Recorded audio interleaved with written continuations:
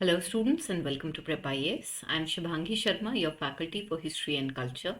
Students, as a part of this particular series, we are conducting a crash course for your UPSC CSE prelims, and the topic for today is going to be Bhakti Movement. भक्ति movement की students अगर हम बात करें तो इसकी importance I hope मुझे आपको बताने की जरूरत नहीं है। भक्ति मूवमेंट जैसे हमारे लिए जैनिज्म बुद्धिज्म है उतना ही इंपॉर्टेंट है आर्ट एंड कल्चर के पर्सपेक्टिव से।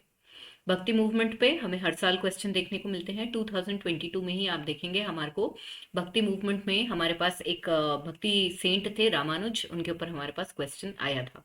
तो यहाँ पर आप देखेंगे लगभग हर साल हमारे पास एक क्वेश्चन भक्ति मूवमेंट से आता है। इसमें अगर हम फोकस करें तो बहुत सारे भक्ति सेंट्स है कि भाई किसके ऊपर क्वेश्चन आ सकता है।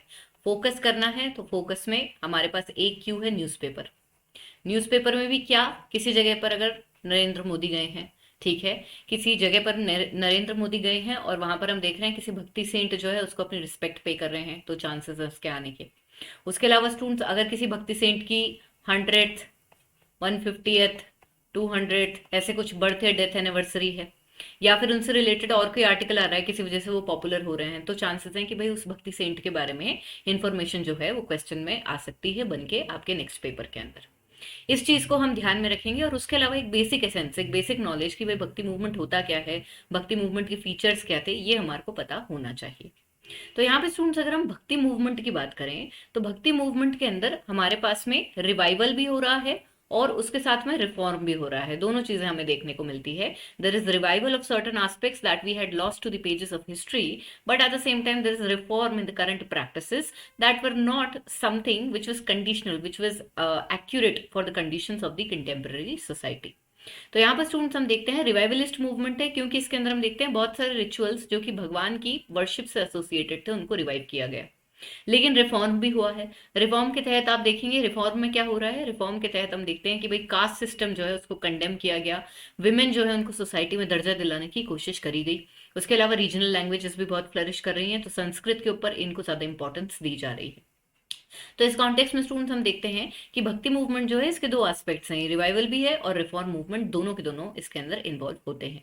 जबकि अगर हम सूफी मूवमेंट की बात करें तो सूफी मूवमेंट के अंदर भी आप देखेंगे हमें मेजरली रिफॉर्म देखने को मिलता है कि भाई जो हमारी ऑर्थोडॉक्स टेंडेंसीज हैं उनसे हट के हम रिफॉर्म कर रहे हैं। रिफॉर्म और रिवाइवल का मतलब क्या होता है? रिफॉर्म की अगर हम बात करें तो फंडामेंटल सिस्टम जो होता है, फंडामेंटल सिस्टम चाहे वो किसी सोसाइटी का हो चाहे वो किसी रिलीजन का हो, उसके अंदर ग्रेजुअल चेंजेस करने की कोशिश करी जाए। फॉर इंस्टेंस मान लीजिए कि हमारा इंडिया का सिस्टम है, हिंदू कल्चर है, उसके अंदर लेट्स से सती प्रथा है, ठीक है, तो सती प्रथा के अगेंस्ट अगर हम आवाज उठाएंगे तो हम क्या कर रहे हैं, हिंदू कल्चर में रिफॉर्म करने की कोशिश कर रहे हैं। रिवाइवल की अगर बात करी जाए तो रिवाइवल में ऐसा होता है कि समय के साथ जो लॉन्ग लॉस्ट कस्टम्स हैं जो कि इतिहास के पन्नों में खो चुके हैं उनको दोबारा लाने की कोशिश करी जाती है। फॉर इंस्टेंस हमारे पास कॉलोनियल पीरियड में सोशियो रिलीजियस रिफॉर्म मूवमेंट्स होते हैं। इसके तहत हम देखते हैं रिलीजियस मूवमेंट्स के अंदर हमारे पास एक आर्य समाज आता है। आर्य समाज की अगर हम बात करें तो आर्य समाज को पॉपुलराइज करते हैं स्वामी दयानंद सरस्वती। और दयानंद सरस्वती जो है इनका एक बहुत फेमस स्लोगन है बैक टू द वेदास।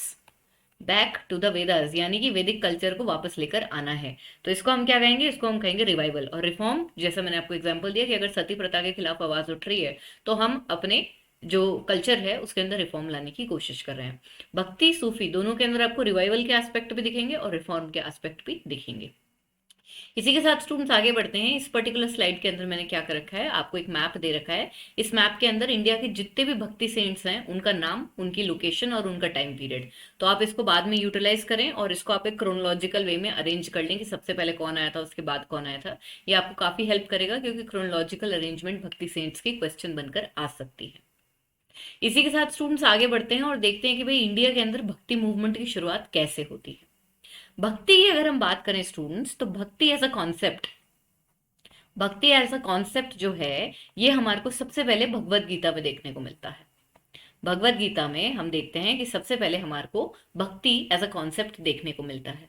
लेकिन भक्ति एज अ मूवमेंट, ये क्या है, भक्ति एज अ कॉन्सेप्ट, लेकिन भक्ति एज अ मूवमेंट की अगर हम बात करें तो ये हमारे को देखने को मिलता है 8th सेंचुरी के आसपास और इसका ओरिजिन साउथ इंडिया के अंदर होता है। तो इस डिफरेंस को हमें याद रखना है कि भक्ति शब्द, भक्ति का जो कॉन्सेप्ट है, devotion and love towards the God, ये जो चीज है ये भगवत गीता में देखने को मिलती है जो कि हमारी गुप्ता पीरियड में ही बन चुकी है। उसके अलावा अगर हम भक्ति मूवमेंट की बात करें जिसके अंदर सेंट्स आ रहे हैं जो कि इस रिलीजियस फिलॉसफी को आगे लेकर जा रहे हैं, तो ये मूवमेंट जो है ये शुरू होता है 8th सेंचुरी एडी में साउथ इंडिया के अंदर। 8th सेंचुरी में स्टूडेंट्स हम देखते हैं कि हमारे पास में पॉपुलर हो जाते हैं अलवर्स और नयनर्स। देखिए इनका इंसेप्शन 6th सेंचुरी का बताया जा रहा है, बट इसकी जो क्रीम पीरियड है हमारा, जो एकदम क्रीम पीरियड है जहां पे हम देखते हैं फ्लरिश करने लगी है कोई चीज, तो वो अराउंड 8th सेंचुरी तक आके होती है। तो हम देखते हैं कि हमारे पास में दो टाइप के लोग हैं तमिलनाडु के अंदर जिन्हें हम कहते हैं अलवर और नयनर। इनको अर्लीस्ट भक्ति मूवमेंट के लीडर्स कहा जाता है। अलवर की अगर हम बात करें तो अलवर वो लोग होते हैं जो विष्णु भगवान की भक्ति करते हैं और उसके तहत लिटरेचर बनाते हैं। नयनर स्टूडेंट्स वो होते हैं जो कि शिव भगवान की भक्ति करते हैं और उसके तहत लिटरेचर बनाते हैं। अलवर और नयनर ने इस ट्रेडिशन के तहत जो लिटरेचर लिखी है उन कॉम्पोजिशंस को वेदों के इक्वल इंपॉर्टेंस दी गई है, इनको वेद के बराबर माना जाता है।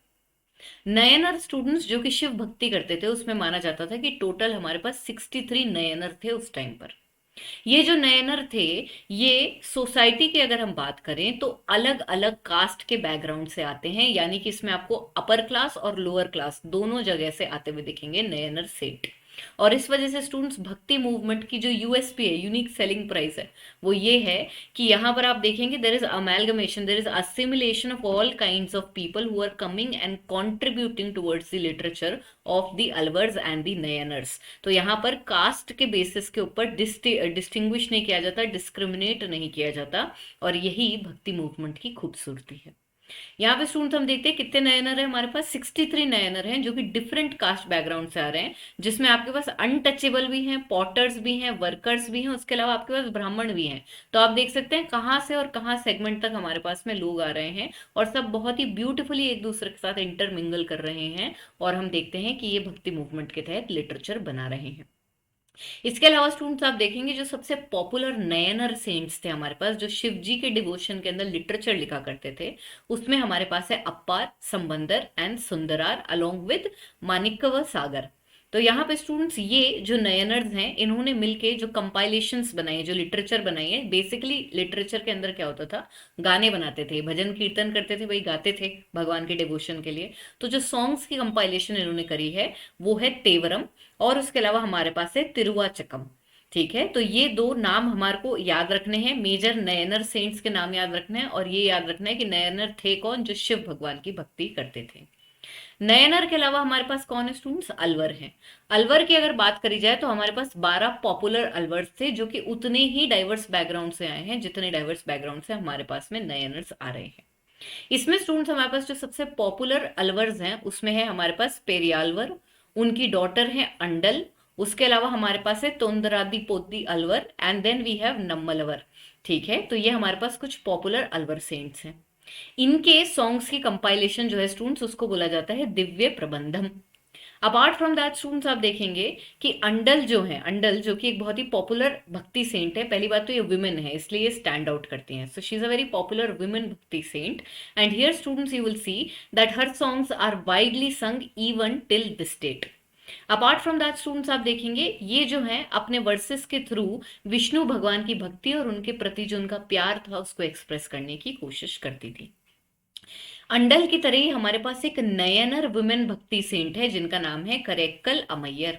ये जो है शिव भगवान की डिवोटी थी और इन्होंने सीवियर असेटिसिज्म का पाथ अटेन किया, सीवियर असेटिसिज्म का जो पाथ है उसको अडॉप्ट किया जिससे कि ये साल्वेशन पा सके। यहाँ पे स्टूडेंट्स आप देखेंगे कि अलवर और नयनर दोनों ने जो कॉम्पोजिशंस करी हैं उसको कंबाइन करके जो कलेक्शन बनता है उसको हम कहते हैं तिरुमुरई। तो यहाँ पे combined writings of Alvar and Nayanar are called Tirumurai, और इनको हम ओवरऑल फिफ्थ वेद भी कहते हैं, इनकी इतनी ज्यादा सिग्निफिकेंस है इंडिया के रिलीजियस लैंडस्केप में। इसी के साथ स्टूडेंट्स आगे बढ़ते हैं और देखते हैं कि भाई अगर भक्ति मूवमेंट की बात होती है तो उसको क्लासिफाई कैसे किया जा सकता है। बेसिकली भक्ति मूवमेंट जो है इसको ओवरऑल हम दो कैटेगरीज के अंदर तोड़ सकते हैं। ये कैटेगराइजेशन स्टूडेंट्स अपन ने कैसे करी, ये कैटेगराइजेशन अपन ने इस तहत करी कि ये जो भक्ति सेंट्स है भगवान की पूजा किस तरह से कर रहे हैं, किस फॉर्म में कर रहे हैं। इस कॉन्टेक्स्ट में हम देखते हैं कि भक्ति सेंट्स जो हैं ये भगवान की किस तरह पूजा कर रहे हैं, इसके तहत इनको दो पार्ट्स में तोड़ा जा सकता है। एक तो है हमारे पास सगुण भक्ति सेंट और दूसरे हैं निर्गुण भक्ति सेंट। सगुण भक्ति सेंट कौन होते हैं स्टूडेंट्स? ये वो होते हैं जो कि भगवान को एट्रीब्यूट्स की तरह मानते हैं, कि भगवान में एट्रीब्यूट्स होते हैं और उनको एक आइडल की फॉर्म में बना लेते हैं और फिर उसकी वर्शिप करते हैं। तो आइडल वर्शिप करने वाले, सिंपल लैंग्वेज में अगर हम बोलें, आइडल वर्शिप जो करते हैं उनको हम कहते हैं सगुण भक्ति सेंट। निर्गुण भक्ति सेंट कौन होता है? वो होते हैं जो कहते हैं भगवान की कोई एट्रीब्यूट नहीं है और भगवान किसी भी फॉर्म में हो सकते हैं या भगवान की कोई फॉर्म है ही नहीं। और इसी के तहत आप देखेंगे कि ये लोग मोनोथीज्म यानी कि एक भगवान में ही बिलीव करते थे। तो निर्गुण भक्ति सेंट जो हैं वो आइडल वर्शिप नहीं करते और वो एक ही भगवान में बिलीव करते हैं, the one who is formless और the one who can take any form.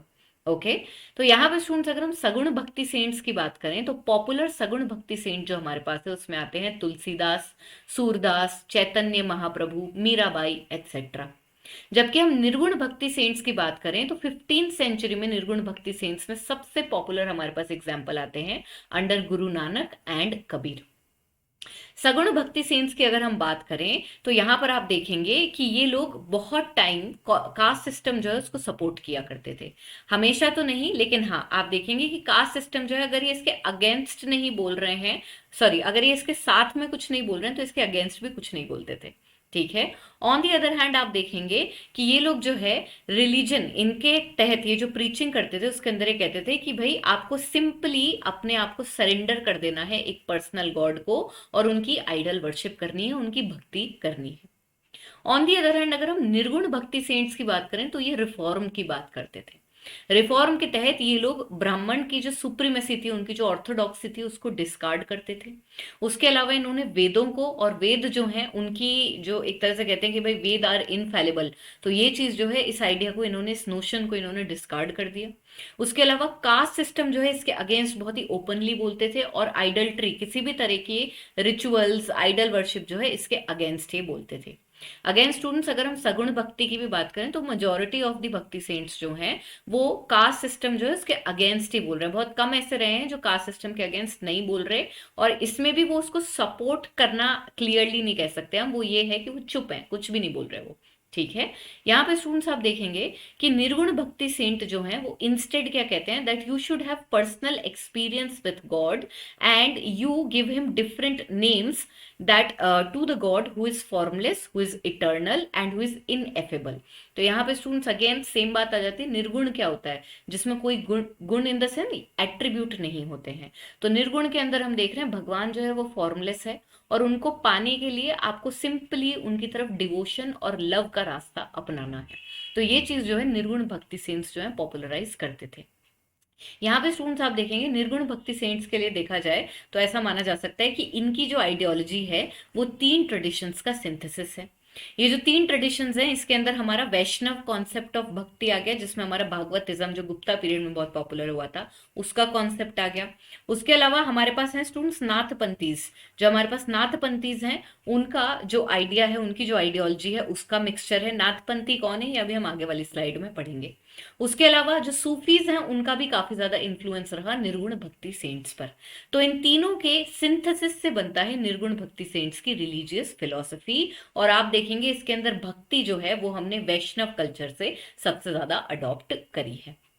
यहाँ पे स्टूडेंट्स हम देखते हैं इनके बीच में डिफरेंसेस हैं, but at the same time सगुण और निर्गुण भक्ति सेंट्स में सिमिलैरिटीज उल्टा बहुत ज्यादा है। सिमिलैरिटीज की अगर हम बात करें तो दोनों के दोनों एक पर्सनल रिलेशनशिप भगवान के साथ मेंटेन करने में बात करते हैं। और ये जो पर्सनल रिलेशनशिप है इसकी लैंग्वेज क्या होगी, इसकी लैंग्वेज होगी devotion and love towards a God. ठीक है, यानी कि आप भगवान को गा के, नाच के उनको रिझा रहे हैं और उनकी तरफ प्यार शो कर रहे हैं, और इससे जो है आपको सैल्वेशन मिल जाएगा। इसी के साथ आप देखेंगे दोनों के दोनों रिचुअल्स जो हैं उनके अगेंस्ट बात किया करते थे, जैसे हमारे यज्ञ वगैरह हो गए, इन सब चीजों के अंदर ये बिल्कुल भी बिलीव नहीं करते थे, जो कि ब्राह्मण प्रीस्ट जो है अपहोल्ड करते थे। उसके अलावा आप देखेंगे दोनों में ही सगुण और निर्गुण भक्ति दोनों के अंदर आप देखेंगे लो कास्ट से लोग आ रहे हैं और कंट्रीब्यूट कर रहे हैं। इसीलिए मैंने आपको बोला कि उस पॉइंट के अंदर अगर हम सगुण भक्ति सेंट्स की बात करें तो हमारे पास बहुत कम ऐसे सेंट्स हैं जो कास्ट सिस्टम को लेके चुप हैं। ठीक है, they are not saying anything against it, but most of them were against the caste system all together. Apart from that students, दोनों के दोनों सगुण और निर्गुण भक्ति सेंट्स जो हैं, ये दोनों के दोनों वर्नैक्युलर और रीजनल लैंग्वेजेस जो हैं वो यूज करते थे, जिससे कि मासेस को अट्रैक्ट कर सके। मोर ओवर इनका जो लैंग्वेज यूसेज है उससे मासेस को समझ में आ रहा है कि अच्छा भाई ये बोल क्या रहे हैं। ये सेम चीज पहले किसने करी थी? जैनिज्म और बुद्धिज्म के तहत हुई थी, जहां पे महावीर और बुद्धा पाली और प्राकृत में प्रीच कर रहे थे, जो कि कॉमन मासेस की लैंग्वेज थी, जिससे कि वो समझ पाए कि भाई हम उन्हें समझाना क्या चाह रहे हैं। उसी तरह से अगर हम भक्ति मूवमेंट की बात करें तो यहाँ पर आप देखेंगे रीजनल लैंग्वेजेस के अंदर भक्ति सेंट्स जो हैं वो अपनी आइडियोलॉजी का प्रचार प्रसार कर रहे हैं over the language of Sanskrit, जो कि एक्सक्लूसिव डोमेन थी इलीट ब्राह्मण्स की। ठीक है, यहाँ पर स्टूडेंट्स देखते हैं इस लैंग्वेज को यूज करने का फायदा क्या हुआ। रीजनल लैंग्वेज यूज करने की वजह से वो इम्प्रेग्नेट कर पा रहे हैं, लोअर क्लासेस के अंडर जा पा रहे हैं, उनको पेनिट्रेट कर पा रहे हैं, और यहाँ पे इनके पास और ज्यादा फॉलोवर्स आ पा रहे हैं। सो दिस इज समथिंग, एक ऐसा सेगमेंट जो सॉर्ट ऑफ अनटच था ऑल टुगेदर रिलीजियस फिलोसफी से, समझना कि भाई रिलीजन के अंदर क्या होता है, भक्ति कैसे करी जाती है, ये सब जो चीजें हैं इसको चेंज किया है इन्होंने ऑल टुगेदर, और रीजनल लैंग्वेज यूज करके ये लोग सोसाइटी उस सेक्शन तक पहुंचे हैं जो रिलेटिवली इस कल्चर से अनटच था। इसी के साथ स्टूडेंट्स आगे बढ़ते हैं और वन बाय वन इंडिया के अंदर जो हमारे पास मेजर भक्ति सेंट्स या भक्ति ग्रुप्स आए हैं उनका डिस्कशन करना शुरू करते हैं। अर्लीस्ट हमारे पास अलवर नयनर थे। उन्हीं के साथ साथ स्टूडेंट्स हम देखते हैं कि हमारे पास में 3 और ग्रुप हैं जो कि काफी पॉपुलर हो जाते हैं। These include the Nathpanthis, the Siddhacharas and the yogis. इन तीनों ग्रुप के स्टूडेंट्स अगर हम बात करें तो इन्होंने वेदास की जो अथॉरिटी है उसको क्वेश्चन किया और बोला कि भाई ये इनफैलिबल, ऐसा नहीं है कि इनफैलिबल नहीं है। अपार्ट फ्रॉम दैट इन्होंने रिचुअल्स को क्रिटिसाइज किया है और बहुत ही ओपनली सोशल ऑर्डर यानी कि कास्ट सिस्टम के अगेंस्ट ये लोग बोलते थे। उसके अलावा स्टूडेंट्स हम देखते हैं कि ये भी लोकल लैंग्वेजेस यूज करते थे to win the support of the masses, specially the lower classes. Apart from that students ritualism के तहत इन्होंने आइडल्ट्री जो है यानी कि आइडल वर्शिप जो है इसको कंडेम किया है, इसको गलत माना है। और उसके अलावा ये भी मोनोथेज्म को प्रीच करते थे। मोनोथेज्म का मतलब होता है बिलीफ इन वन गॉड। तो यहाँ पे स्टूडेंट्स हम देखते हैं कि ये लोग भी जो है भक्ति मूवमेंट में एक तरह से क्या लेकर आ रहे हैं, रिफॉर्म लेकर आ रहे हैं। और जो हमारे अभी तक religious evils in the sense जो रिलीजियस बिलीव्स चल रहे हैं उनके अंदर एक चेंज लेके आ रहे हैं, जहाँ पे रिचुअल्स और जिनकी वजह से ब्राह्मण्स जो है वो बहुत ज्यादा पावर में उस चीज को कंडेम कर रहे हैं। कास्ट सिस्टम जो एक सोशल इविल ही था उसको हम देखते हैं कि उसके अगेंस्ट बात करी जा रही है। इसके अलावा स्टूडेंट्स जो नाथपंथी सिद्धचर्स और योगी हैं ये कहते हैं कि सैल्वेशन जो है वो आपको मेडिटेशन के थ्रू मिल सकता है, यानी कि योगा की जो प्रैक्टिसेस हैं उनको प्रमोट करते थे ये, और कहते थे कि मेडिटेशन के थ्रू अगर कोई इंसान मेडिटेट करता है, योगा करता है, तो उसको सैल्वेशन मिल जाएगा।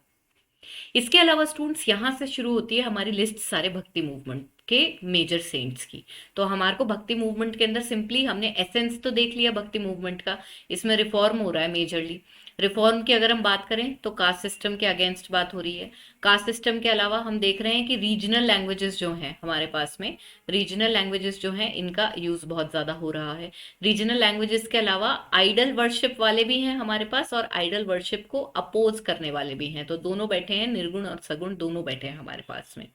मोनोथीज्म जो आइडल वर्शिप कर रहे हैं उसमें भी हम देखते हैं ज्यादातर आप देखेंगे पॉलीथीज्म का इम्पैक्ट है, यानी कि मान लीजिए कोई विष्णु की भक्ति करता है तो नेचुरली उनके अवतार्स में भी बिलीव करता है। लेकिन जो आइडल वर्शिप नहीं करते हैं उसके अंदर हम स्पेसिफिकली देख रहे हैं कि मोनोथीज्म जो है वो ज्यादा पॉपुलर हो रखा है। इसके अलावा स्टूडेंट्स हम देखते हैं कि इन लोगों ने इन रिफॉर्म्स के तहत कास्ट सिस्टम के अगेंस्ट बोला है और उसके अलावा विमेन जो हैं उनको अपलिफ्ट करने की कोशिश करी है। बहुत सारे लोग इनमें से ऐसे रहे हैं जिन्होंने विमेन अपलिफ्टमेंट की बात करी है, विडो मैरिज के अगेंस्ट बात करी है। तो ये एक बहुत ही इंपॉर्टेंट हमारे पास में पॉइंट आता है। तो यहाँ पर हमने एसेंस तो देख लिया है भक्ति मूवमेंट का। अब हम सिंपली क्या कर रहे हैं, जो हमारे पास मेजर भक्ति सेंट्स है और उन्होंने क्या कंट्रीब्यूशन दिया एज अ पार्ट ऑफ भक्ति मूवमेंट, उनको हम लिस्ट आउट करेंगे। तो आगे का पूरा जो हमारा डिस्कशन है वो डिफरेंट डिफरेंट भक्ति सेंट्स और उनके कॉन्ट्रीब्यूशन के ऊपर होने वाला है। यहाँ पे स्टूडेंट्स हम देखते हैं हमारे पास one of the earliest saint जो आते हैं वो साउथ इंडिया से आते हैं। 8th सेंचुरी के हैं ये और इनका नाम है शंकराचार्य। शंकराचार्य की बात करें तो he was born in Kalady in Kerala and इन्होंने 5 साल की उम्र में ही जो है अपने आप को सेंट ये बन चुके थे। सेंट 5 साल की उम्र में ही जो है इन्होंने इस रास्ते को अपना लिया था। ये एक पॉपुलर सेंट थे यहाँ पे, इनके लोकल एरिया में गोविंद आचार्य उनके डिसाइपल रहे और इन्होंने अद्वैत वेदांत जो है उस डॉक्ट्रिन को पॉपुलराइज किया है। अद्वैत क्या होता है ये हम अभी नेक्स्ट स्लाइड के अंदर पढ़ेंगे। यहाँ पर स्टूडेंट्स आप देखेंगे कि अपने रिलीजियस डॉक्ट्रिन्स को प्रीच करने के लिए इन्होंने काफी सारे आश्रम या मठ बनवाए, जिसमें से कुछ हमें मिलते हैं श्रृंगेरी कर्नाटका में, उसके अलावा द्वारका गुजरात में, पुरी उड़ीसा में और बद्रीनाथ उत्तर प्रदेश के अंदर हमारे को क्या मिलते हैं, इनके आश्रम मिलते हैं। इन्होंने ब्रह्म सूत्र जो किताब है उसके ऊपर कमेंट्रीज भी लिखी है। उसके अलावा इन्होंने और कई किताबों की कंपाइलेशन करी है, जिसमें से हमारे पास में है कुछ किताबें जो आपके सामने यहाँ लिखी हुई है, जैसे कि शिवानंद लहरी, उसके अलावा हमारे पास है Saundarya Lahari etcetera. Apart from that students आप देखेंगे कि जो शंकराचार्य हैं इनके फॉलोअर्स को क्या कहते हैं, इनको कहते हैं स्मृताज, इनको कहते हैं स्मृताज। और मेन यहाँ पे की पॉइंट्स जो हमें सबसे ज्यादा याद रखना है वो ये है कि ये किसके डिसाइपल थे और इन्होंने अद्वैत फिलॉसफी जो है इसको पॉपुलराइज किया है। कोशिश करेंगे कि हम इनके कुछ लिटरेचर को याद रखें, बट इतनी डेप्थ में क्वेश्चन अगेन नहीं आता है। अगर शंकराचार्य पे क्वेश्चन आएगा तो सबसे पहले यही आएगा कि भाई इन्होंने कौन से डॉक्ट्रीन को प्रोपोगेट किया था, और उसका आंसर होगा अद्वैत वेदांता। तो यहाँ पे स्टूडेंट्स देखते हैं कि भाई अद्वैत वेदांता होता क्या है। बेसिकली ये जो कॉन्सेप्ट है इसके अंदर बोला जाता है कि ब्राह्मण जो है, यानी कि जो यूनिवर्सल कॉन्शियसनेस है वही एब्सोल्यूट रियलिटी है, and your true self is identical to Brahman. तो अगर आप अपने आप को, अगर आप यूनिवर्सल कॉन्शियसनेस को समझ जाएंगे तो आप सैल्वेशन को अटेन कर लेंगे। यहां पर स्टूडेंट्स आप देखेंगे अद्वैत वेदांत जो है इसमें ज्ञान योग जो है उसको, यानी कि जो पाथ ऑफ नॉलेज है उसको मोक्ष का रास्ता बताया गया है। यानी कि अगर आपको मोक्ष चाहिए तो उसका रास्ता क्या है, true knowledge. If you have true knowledge then you will attain salvation. Apart from that students आप देखेंगे इस डॉक्ट्रिन के अंदर बोला जाता है कि अगर आपको मोक्ष चाहिए इस लाइफ से तो यहां पर आपको एक तो नॉलेज के थ्रू मोक्ष मिल सकता है, और दूसरी बात ये है कि ये कहते हैं कि मोक्ष जो है वो आप इसी लाइफ के अंदर जो है अटेन कर सकते हैं, यानी जिंदा रहकर भी आप मोक्ष अटेन कर सकते हैं। ये चीज बाकी इंडियन फिलोसॉफिकल स्कूल से बहुत अलग है, क्योंकि बाकी सारे इंडियन फिलोसॉफिकल स्कूल्स कहते हैं कि मोक्ष जो है वो डेथ के बाद ही मिल सकता है। अपार्ट फ्रॉम दैट स्टूडेंट्स आप देखेंगे अद्वैत फिलॉसफी जो है शंकराचार्य की वो और काफी सारे हिंदू ट्रेडिशन से इन्फ्लुएंस्ड है, जैसे कि इंडियन फिलोसॉफिकल स्कूल्स ऑफ सांख्य, योगा, न्याय, और उसके अलावा जो हमारे और सब स्कूल्स हैं वेदांता, वैष्णविज्म, शैविज्म, पुराण, आगम एटसेट्रा। तो इन सब से इन्फ्लुएंस है अद्वैत फिलॉसफी जिसको शंकराचार्य ने प्रोपोगेट किया था। मोर ओवर स्टूडेंट्स आप देखेंगे कि शंकराचार्य जो है उनके लिए ऐसा कहा जाता है कि इन्होंने जैनिज्म और बुद्धिज्म को चैलेंज किया, और इनकी फिलॉसफी जो है वो हिंदुइज्म को रिवाइव करने के लिए टारगेट कर रही थी। तो यहाँ पे स्टूडेंट्स की पॉइंट्स में हमें क्या याद रखना है, शंकराचार्य एक तो कहाँ से हैं, केरला से हैं। दूसरी बात यह है कि इन्होंने कौन सी फिलॉसफी को प्रोपोगेट किया है, अद्वैत फिलॉसफी को प्रोपोगेट किया है। अद्वैत फिलॉसफी में क्या होता है, इट इज नॉन डुअलिज्म, इसको हम कहते हैं नॉन डुअलिज्म। नॉन डुअलिज्म का मतलब क्या होता है कि हमारा जो क्रिएटर है और उसकी जो क्रिएशन है वो एक ही है, creator and creation is same. और अगर आपको इस चीज की नॉलेज हो जाती है तो आपको सैल्वेशन मिल जाएगा। यानी कि सैल्वेशन किस पाथ से मिल सकता है, आपको सैल्वेशन आपको किस पाथ से मिल सकता है, ऑफ ट्रू नॉलेज। अगर आपको ट्रू नॉलेज हो गई है, सही चीज का ज्ञान हो गया है तो आपको सैल्वेशन मिल जाएगा। मोर ओवर एक पॉइंट ये क्या कहते हैं कि भाई सैल्वेशन जो है, मोक्ष जो है वो आप अपने जीवन के अंदर ही पा सकते हैं, इसमें मरने की जरूरत नहीं है, मतलब मौत के बाद आपको मोक्ष मिले ऐसा नहीं है। शंकराचार्य कहते हैं कि आपको अपने जीवन काल के अंदर ही मोक्ष मिल सकता है। शंकराचार्य के बाद स्टूडेंट्स हमारे पास जो नेक्स्ट पॉपुलर भक्ति सेंट आते हैं इनका नाम है रामानुज। रामानुज जो है ही वाज बोर्न इन तमिलनाडु, और उसके अलावा हम देखते हैं कि कांची और श्रीरंगम में जो है इनका बहुत ज्यादा इन्फ्लुएंस था। रामानुज जो है वो एक वैष्णवाइट सेंट थे, यानी विष्णु भगवान की भक्ति किया करते थे ये, और उसके अलावा ये एक सगुण भक्ति सेंट थे, यानी कि ये आइडल वर्शिप में बिलीव करते थे। ही believed in a God with attributes. Apart from that students आप देखेंगे जैसे शंकराचार्य ने अद्वैत फिलॉसफी को पॉपुलराइज किया है, उसी तरह से रामानुज ने विशिष्ट अद्वैत फिलॉसफी को पॉपुलराइज किया है।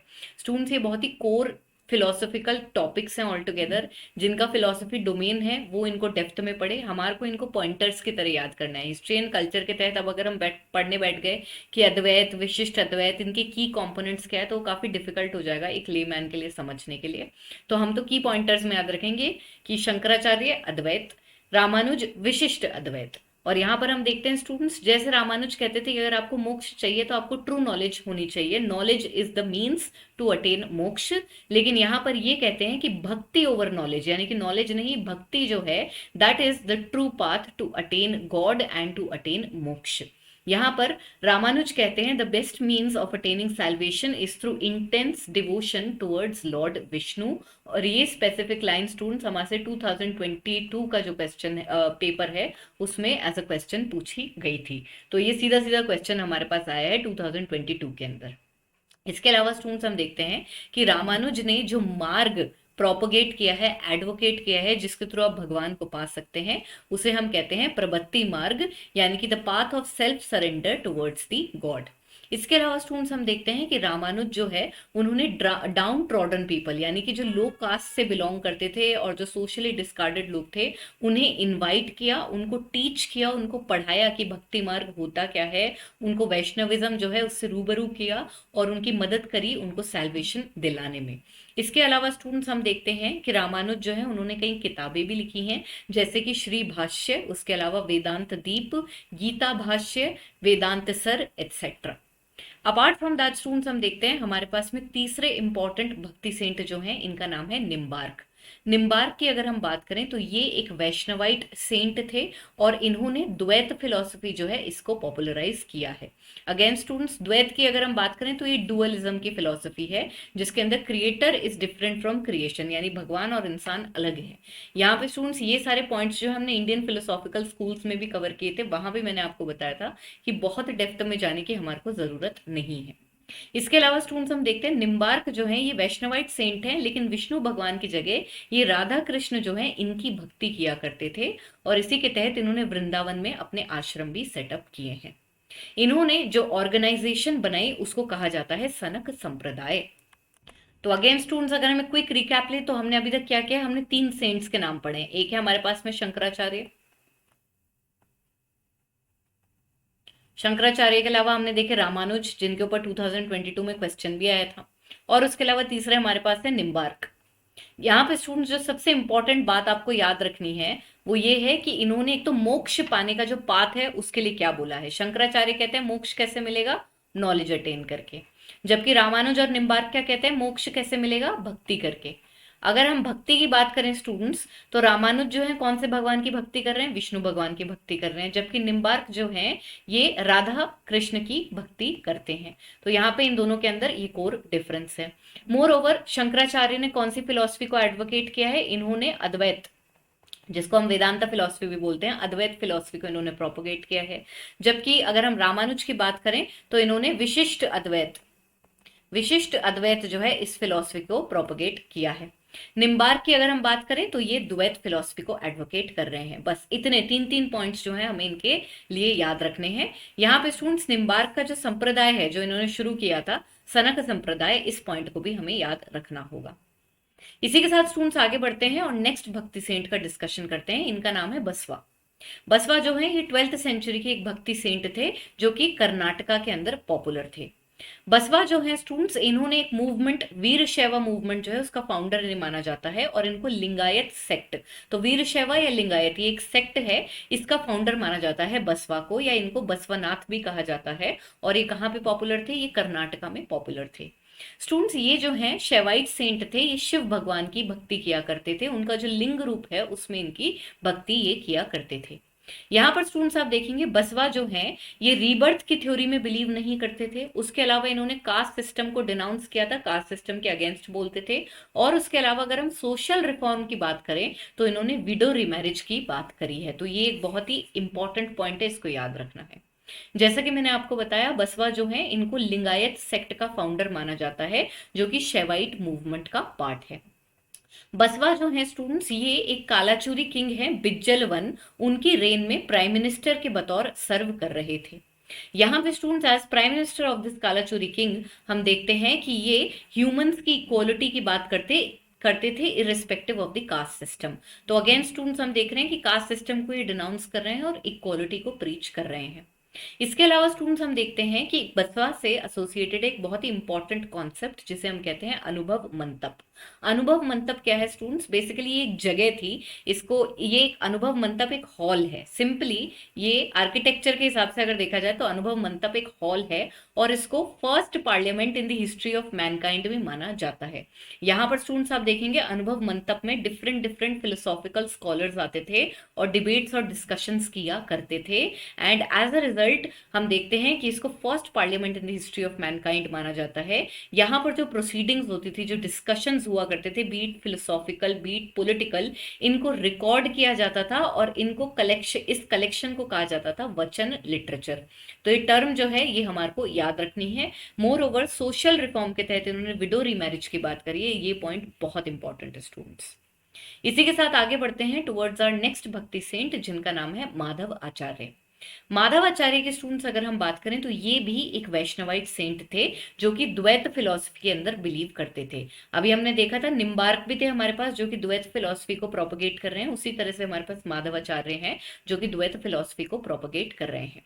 माधव आचार्य के स्टूडेंट्स अगर हम बात करें तो इन्होंने ब्रह्मा संप्रदाय जो है इसको इस्टेब्लिश किया था। तो अगर किसी से कोई ऑर्गेनाइजेशन एसोसिएटेड होती है तो उन पॉइंट्स को हमें जरूर से याद रखना होता है।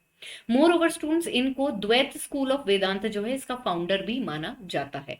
ठीक है, तो इन्होंने पहले द्वैत फिलॉसफी को प्रोपेगेट किया और फिर हम देखते हैं कि निम्बार्क जो है वो भी इस फिलॉसफी के अनुयायी बन जाते हैं। इनने जिस भी रिलीजियस फिलॉसफी को प्रोपोगेट किया, जो रिलीजियस फिलॉसफी को प्रोपोगेट किया है, इनके जो डॉक्ट्रिनल प्रिंसिपल्स थे उनको हम देखते हैं 10 किताबों के अंदर पब्लिश किया गया है, जिसे हम कहते हैं 10 प्रकरणास। 10 प्रकरणास जो है इसके अंदर क्या है, इनके 10 प्रिंसिपल्स जो है उनको इलेबोरेट किया जा रहा है, उनको एक्सप्लेन किया जा रहा है। माधवाचार्य के बाद स्टूडेंट्स हमारे पास में जो नेक्स्ट इंपॉर्टेंट भक्ति सेंट आते हैं इनका नाम है रामानंद। रामानंद की अगर हम बात करें तो ये रामानुज के डिसाइपल थे। रामानुज कौन थे स्टूडेंट्स, उनकी बात हमने करी है, तमिलनाडु में पैदा हुए थे वो, और वो विष्णु की भक्ति की बात करते थे और वो कहते थे कि अगर किसी इंसान को मोक्ष चाहिए तो उन्हें विष्णु की भक्ति करके मोक्ष मिल जाएगा, उनके डिवोशन से उनको मोक्ष मिल जाएगा। यहाँ पर स्टूडेंट्स जो मेन डिफरेंस है रामानंद और रामानुज में वो ये है कि रामानंद रामानुज के डिसाइपल होने के बावजूद विष्णु की जगह राम जी की भक्ति किया करते थे। मोर ओवर स्टूडेंट्स आप देखेंगे कि रीजनल हमारी जो लैंग्वेज है हिंदी उसको प्रेफर करते थे, लोकल लैंग्वेज के अंदर प्रीच करते थे ओवर संस्कृत, जिससे कि वो हर वर्ण के लोग जो हैं उनको प्रीच कर पाए। रामानंद की स्टूडेंट्स अगर हम बात करें तो इन भक्ति सेंट के जो वचन है, इन्होंने जो बातें कही हैं, इनकी जो रिलीजियस फिलॉसफी है उसको सिखिज्म की जो होली बुक है आदि ग्रंथ उसके अंदर भी कंपाइल किया गया है। आदि ग्रंथ में स्टूडेंट्स हम अभी तक देख चुके हैं कि बहुत सारे सूफी सेंट्स के भी कॉन्ट्रीब्यूशंस हैं, जैसे कि बाबा फरीद हो गए। उसके अलावा स्टूडेंट्स आप देखेंगे बहुत सारे भक्ति सेंट्स भी हैं जिनके जो रिलीजियस टीचिंग्स हैं उनको आदि ग्रंथ या फिर गुरु ग्रंथ साहिब के अंदर कंपाइल किया गया है, उसमें से एक है रामानंद। इसके अलावा स्टूडेंट्स हम देखते हैं कि ये एक मोनोथीस्ट भक्ति सेंट थे, यानी कि एक भगवान में बिलीव करते थे, राम भगवान के अंदर बिलीव करते थे, और यहाँ पर जो है ये कास्ट सिस्टम के अगेंस्ट बात करते थे। और उसके अलावा इनके जो डिसाइपल्स थे वो सोसाइटी के हर सेक्शन से आते थे। इनको ऐसा कुछ नहीं था कि भाई ये अनटचेबल है तो मैं इसको अपना डिसाइपल नहीं बनाऊंगा, ऐसा कुछ भी नहीं था। इन्होंने जो है caste equality, equality of human जो है इस कॉन्सेप्ट को प्रोपोगेट किया था। इसी के तहत स्टूडेंट्स आप देखेंगे कबीर, जिनको एक लो कास्ट माना जाता था, कबीर और रईदास ये दोनों के दोनों लो कास्ट माने जाते थे, ये दोनों के दोनों रामानंद के डिसाइपल रह चुके हैं। रामानंद के बाद स्टूडेंट्स आप देखेंगे 15th सेंचुरी के अंदर हमारे पास दो पॉपुलर भक्ति सेंट आते हैं, कबीर और गुरु नानक। ये दोनों के दोनों मोनोथिस्टिक ट्रेडिशन यानी कि एक भगवान और निर्गुण भक्ति यानी कि God without attributes, God who is formless, इस आइडियोलॉजी को प्रीच करते हैं और इसका प्रचार प्रसार करते हैं 15th सेंचुरी ऑनवर्ड्स। कबीर की स्टूडेंट्स अगर हम बात करें तो कबीर जो हैं ये हिंदू मुस्लिम यूनिटी को प्रीच किया करते थे, आइडल वर्शिप नहीं करते थे, कास्ट सिस्टम के अगेंस्ट इन्होंने बात करी है और अनटचेबिलिटी जो है इसके खिलाफ इन्होंने बात करी है। मोर ओवर स्टूडेंट्स आप देखेंगे कि कबीर ने अपनी लाइफ टाइम के अंदर बहुत सारे सॉन्ग्स बनाए हैं, बहुत सारी लिटरेचर कंपाइल करी है। इन्होंने जो दोहे बनाए हैं, कबीर के जो दोहे हैं वो आप देखेंगे 3 डिस्टिंक्ट ओवरलैपिंग ट्रेडिशंस के अंदर कंपाइल किए गए हैं।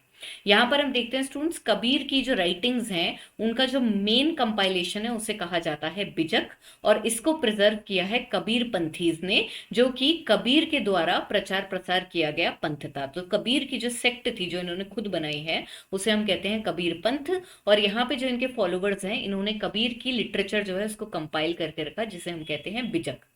ये जो है स्टूडेंट्स वाराणसी और उत्तर प्रदेश ओवरऑल के अंदर काफी ज्यादा पॉपुलर थे। इसके अलावा स्टूडेंट्स हमारे पास जो दूसरा कलेक्शन है कबीर के दोहों का, उनको हम कहते हैं कबीर ग्रंथावली। और इनको किससे एसोसिएट किया जाता है? इनको एक और भक्ति सेंट्स का ग्रुप है जिसे हम कहते हैं दादूपंथीज। दादूपंथीज जो हैं ये राजस्थान के अंदर पॉपुलर थे, और इनके अंडर भी हम देखते हैं कि कबीर के जो दोहे हैं उनको कंपाइल किया गया है अंडर द नेम कबीर ग्रंथावली। इसके अलावा स्टूडेंट्स हम देखते हैं कबीर के जो दोहे हैं, इनको फर्दर इनकी जो पोएट्री है या इन्होंने जो भी रिलीजियस फिलॉसफी प्रीच करी गई थी, उसको तीसरी जगह जहां और कंपाइल कर रखा है वो है सिखिज्म की सबसे होली बुक, जिसे हम कहते हैं आदि ग्रंथ या फिर गुरु ग्रंथ साहिब। ये सारे के सारे जो है स्टूडेंट्स, इनके अंदर हम क्या देख रहे हैं? बिजक, बिजक के अलावा बिजक के अलावा कबीर ग्रंथावली और उसके अलावा आदि ग्रंथ, इन तीनों में हमें कबीर जो है इनकी जो रिलीजियस फिलॉसफी है वो कंपाइल हुई भी मिलती है। इसके अलावा स्टूडेंट्स हम देखते हैं कि कबीर जो है वो योगा करते थे, बहुत ही फेमिलियर थे वो योगिक प्रैक्टिसेस से। और इसके अलावा वो ये कहते थे कि अगर आपको भगवान को पाना है तो आप भक्ति मार्ग से भगवान को पा सकते हैं। Devotion towards the God is an effective means to attain salvation. इसी के तहत स्टूडेंट्स आप देखेंगे कि ये जो अपने डिसाइपल्स हैं, जो इनके अनुयायी थे, वो उनको समझाते थे कि अगर आपको सैल्वेशन चाहिए तो आपका हार्ट प्योर होना चाहिए, आपको किसी भी तरह की क्रूएलिटी को एक्सरसाइज नहीं करना है, आप हिपोक्रेट नहीं होने चाहिए, आपके अंदर ऑनेस्टी और सिंसियरिटी होनी चाहिए। अगर आप में ये सारे भाव हैं तो आप सैल्वेशन अटेन कर सकते हैं। यहाँ पर स्टूडेंट्स आप देखेंगे कि कबीर जो है एक तरह से मिडिल पाथ की बात करते थे बुद्धा की तरह, जहां वो कहते थे कि आपको बहुत ही ज्यादा सीवियर असेटिसिज्म जो है उसकी तरफ जाने की जरूरत नहीं है, ना ही आपको कोई बहुत ज्यादा किताबों का ज्ञान होना चाहिए ट्रू नॉलेज को अक्वायर करने के लिए। इंस्टेड वो ये कहते थे कि भक्ति मार्ग जो है इस रास्ते से निकलकर भी आप सैल्वेशन जो है उसको अटेन कर सकते हैं। यहाँ पर स्टूडेंट्स गृहस्थ आश्रम को भी प्रमोट करते थे, कबीर भी और नानक भी। वो कहते थे आपको हाउस होल्डर की लाइफ को छोड़ने की जरूरत नहीं है। ऐसा नहीं है कि आपको पूरी दीन दुनिया छोड़ के किसी अलग कोने में बैठ के मेडिटेट करना पड़ेगा अगर आपको सैल्वेशन चाहिए। तो वो कहते थे आप एक गृहस्थ इंसान होकर भी सैल्वेशन को अटेन कर सकते हैं। कबीर जैसे ही सिमिलर आइडियोलॉजी के साथ आते हैं गुरु नानक स्टूडेंट्स। गुरु नानक की अगर हम बात करें तो जैसा कि मैंने आपको बताया, इन दोनों की टीचिंग्स के अंदर बहुत ज्यादा सिमिलैरिटी है। गुरु नानक जो हैं वो अपनी बातें गाकर सुनाते थे, और जब वो गाते थे तो उनके पास दो इंस्ट्रूमेंट्स होते थे, एक होता था रबाब और एक होता था सारंगी। तो वो अपने जो भी रिलीजियस टीचिंग्स थी उनको गाकर अपने अनुयायियों को सुनाया करते थे। इसके तहत स्टूडेंट्स हम देखते हैं कि एक निर्गुण भक्ति सेंट थे कबीर की तरह, यानी कि भगवान जो कि फॉर्मलेस है उसके अंदर बिलीव किया करते थे, और ये मोनोथीज्म प्रीच करते हैं। सबसे पॉपुलर लाइन है हमारी एक ओंकार, एक ओंकार मतलब एक ही भगवान है। ठीक है, तो यहाँ पर स्टूडेंट्स हम देखते हैं कि इन्होंने निर्गुण भक्ति और मोनोथीज्म को प्रीच किया है। यहाँ पर स्टूडेंट्स हम देखते हैं कि इन्होंने जो एक्सटर्नल रिलीजियस प्रैक्टिसेस हैं जो ये अपने आसपास में देखते थे, जिसमें बहुत ज्यादा रिचुअल्स वगैरह हैं, उन सबको फर्मली इन्होंने कंडेम किया है, इनको अगेंस्ट इन्होंने बात करी है। मोर ओवर, जैसा कि मैंने आपको बताया, rituals, sacrifices, image worship, austerity यानी कि बहुत ज्यादा गरीबी या असेटिसिज्म में रहना, इन सारे ही पाथ्स को इन्होंने डिनाउंस किया है, इनके अगेंस्ट इन्होंने बात करी है। और इन्होंने बोला है कि ऐसा नहीं है कि हिंदूज और मुस्लिम्स के जो स्क्रिप्चर्स हैं वो इनफैलिबल नहीं है। तो इन सब की रिलीजियस अथॉरिटी को इन्होंने कंडेम किया है, उसको डिनाउंस किया है, और इंस्टेड इन्होंने कौन से मार्ग को प्रीच किया है? इन्होंने भक्ति मार्ग जो है उसको प्रीच किया है। यहाँ पर स्टूडेंट्स आप देख सकते हैं कि जो हमारे पास आम जनता है, अगर हम नॉर्मल सोसाइटी की बात करें जो अपने डे टू डे गृहस्थ आश्रम के अंदर हैं, उनमें ये सारे कॉन्सेप्ट बहुत ज्यादा पॉपुलर हो गए, क्योंकि वो अपने घर परिवार को छोड़ के जंगलों में जा नहीं सकते हैं, सीवियर एस्थेटिसिज्म फॉलो नहीं कर सकते हैं, ना कि इतना और ना ही इतना ज्यादा रिलीजन के बारे में पढ़ सकते हैं। तो ये सब चीजें उनके समझ से बाहर थी। ऑन दी अदर हैंड अगर हम भक्ति की बात करें तो इसमें क्या है कि हमारे पास एक भगवान है जिनको हमने चुन लिया, और हम उनको गा के नाच के रिझा रहे हैं, खुश कर रहे हैं, और उसके तहत हमारे को गुरु नानक या कबीर जो है वो बताते हैं कि आपको सैल्वेशन मिल जाएगा। तो ये जो चीजें हैं सोसाइटी की जो कंटेम्प्रेरी नीड्स थी उसको देख के काफी ज्यादा फिट बैठती थी, और इसी वजह से इन लोगों की पॉपुलैरिटी जो है वो बहुत ही ज्यादा बढ़ गई।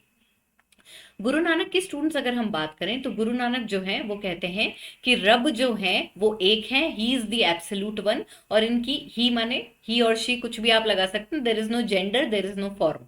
ठीक है, तो हमारे पास एक भगवान है, एक रब है जो कि एब्सोल्यूट है, इनकी कोई जेंडर नहीं है और इनका कोई फॉर्म नहीं है, और इसी को हम निर्गुण भक्ति स्टूडेंट्स कहते हैं। इसी के तहत स्टूडेंट्स आप देखेंगे कि इन्होंने एक बहुत ही सिंपल माध्यम बताया जिससे कि आप भगवान से कनेक्ट हो सकते हैं। और वो माध्यम क्या था, बार बार आप वो जो डिवाइन है उनके नाम को बार बार रिपीट करते रहें, बार बार चैंट करते रहें, और इसके थ्रू आप क्या करेंगे, भगवान को आप पा सकते हैं, उनको आप समझ सकते हैं, आपको सैल्वेशन मिल जाएगा। यहाँ पे स्टूडेंट्स जो भगवान का नाम है उसको बार बार रिपीट करके आप अपने आइडियाज को एक्सप्रेस कर रहे हैं, और आप अपने आइडियाज को गाकर हिम्स के थ्रू, जिनको हम शब्द कहते हैं पंजाबी के अंदर, तो इन हिम्स को, शब्द को गा गा के आप भगवान को अपना लव दिखा रहे हैं, अपना डिवोशन दिखा रहे हैं, और इसके तहत जो है आप सैल्वेशन को अटेन कर सकते हैं। यहाँ पर स्टूडेंट्स हम देखते हैं कि सिखिज्म के अंदर हमारे पास 10 गुरु आए हैं टोटल। उन 10 गुरु में से जो हमारे 5वें गुरु थे उनका नाम है गुरु अर्जन देव। अर्जन देव की स्टूडेंट्स अगर हम बात करें, जो हमारे 5th गुरु हैं, पहले तो गुरु नानक हो गए और 5वें कौन है, गुरु अर्जन देव। इनकी अगर हम बात करें तो इन्होंने, गुरु नानक जो है, इनकी हिम्स को एक जगह पर कंपाइल किया, और गुरु नानक के बाद में जो हमारे पास और 3 गुरु आ रहे हैं along with his own work, इन सबको एक जगह कंपाइल किया, और इस कंपाइलेशन को हम कहते हैं आदि ग्रंथ। इस आदि ग्रंथ में हमारे जो 5 सिख गुरु हैं इनका कंपाइलेशन तो है ही स्टूडेंट्स। इसके अलावा आप देखेंगे हमारे को बहुत सारे सूफी और भक्ति सेंट्स हैं जिनकी कंपाइलेशन भी आदि ग्रंथ के अंदर कंपाइल्ड मिलती है, जैसे कि बाबा फरीद हो गए, रईदास हो गए, कबीर हो गए, ये सब का कंपाइलेशन हमें आदि ग्रंथ के अंदर मिलता है। आगे जाके स्टूडेंट्स हम देखते हैं कि लेट 17th सेंचुरी जो है हमारी, उसमें हमारे 10th सिख गुरु आते हैं जिनका नाम है गुरु गोबिंद सिंह। गुरु गोबिंद सिंह की अगर हम बात करें तो इनकी जो कॉम्पोजिशन, इन्होंने जो कंपाइलेशन करी है, उसमें हम देखते हैं पहले से जो 9वें, 1st से 9th जो सिख गुरु हैं, 9th सिख गुरु का नाम था गुरु तेग बहादुर। तो पहले से 9th जो सिख गुरुज हैं, इन सबके रिलीजियस टीचिंग्स की कंपाइलेशन करी और उसको एक जगह पर डाल दिया, जिसे हम कहते हैं गुरु ग्रंथ साहिब। गुरु ग्रंथ साहिब में गुरु गोबिंद सिंह का अपना काम नहीं है, इनका काम जो है वो एक और ग्रंथ के अंदर आता है जिसे हम कहते हैं दसम ग्रंथ, यानी कि 10वां ग्रंथ। ये सारी जो इंफॉर्मेशन है स्टूडेंट्स, इसको हम लैंग्वेज और लिटरेचर के अंदर और अच्छे से पढ़ लेंगे। तो यहाँ पे अभी के लिए हमने क्या याद रखा कि हमारे पास में जो पहले 5वें गुरु आए उन्होंने आदि ग्रंथ कंपाइल करी, जिसमें हमारे पास में 5 सिख गुरुज हो गए, और उसके अलावा बाबा फरीद, रईदास, कबीर, इन सब की कंपाइलेशंस हमने कर ली, रिलीजियस टीचिंग्स की कंपाइलेशन कर ली।